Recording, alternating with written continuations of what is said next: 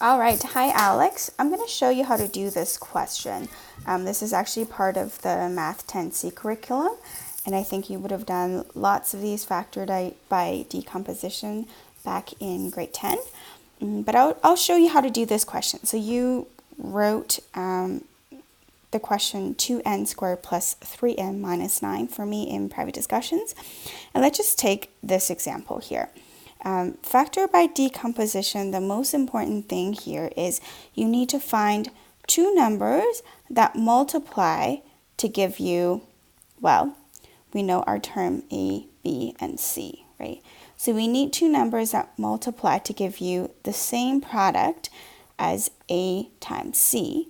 And we need two numbers that when they're adding together, they give you the same number as your constant B, or should I say coefficient, right? So in this example, A is equal to 2, B is equal to plus 3, and C is equal to minus 9, okay? All right, so let's get rid of these and, okay, so two numbers that multiply to give you, well, 2, so A times C, 2 times negative 9 is negative 18. And we also need two numbers, when they add together, they give you plus 3, right? Okay, so now what we need to go through in our mind is what are the two factors of negative 18? Well, I know for 18, we can get 2 times 9, or 1 times 18, 2 times 9, 3 times 6. And then it goes backwards, like 6 times 3, 9 times 2, 18 times 1. Right? Those are all the two factors of 18, right? Which two of those could possibly have a difference, or when they add together, because we have that negative sign in front of the 18, we need to give the negative to one of the numbers, right? Because negative 1 times 18 is negative 18. And similarly, negative 18 times 1 is negative 18. So as long as between the two numbers, one is a positive, one is a negative, you're going to get a negative product, okay? So let's take a look. That's negative 18, that's negative 18, that's negative 18, and that's also negative 18, okay? But when we add those two numbers together, negative 1 plus 18, this one gives you plus 17, right? Negative 2 plus 9 is plus 7. Negative 3 plus 6 is plus 3. There. We have found our combination here, okay? That's what we want. So the two numbers we're looking for is negative 3 and 6. And we can check to see if those two numbers satisfy our condition here. So negative 3 times 6 is negative 18. Okay, so that works. And negative 3 plus 6 is positive 3. Perfect. So now that we have found our two numbers, we are going to break up this middle term here, which is plus 3.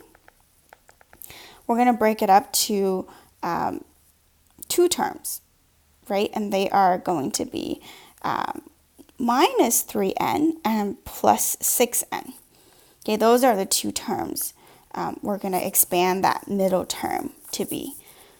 So let's solve this question here. So 2n squared minus 3n plus 6n, right? So there in the middle here is actually our middle term, right?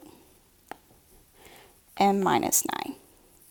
Okay, but now I'm going to use factor by grouping. So I'm going to group the first two terms together, and I'm going to group the last two terms together. Okay, so between the first two terms, so 2n squared minus 3n, our common factor here is the letter n. And then I'm left with 2n, right, in the first term, and I'm left with minus 3 on the second term.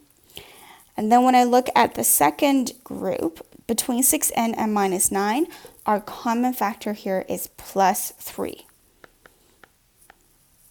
So once you factor out a 3 plus 6n, you're left with 2n. And when you factor out a 3 from the negative 9, you're left with negative 3.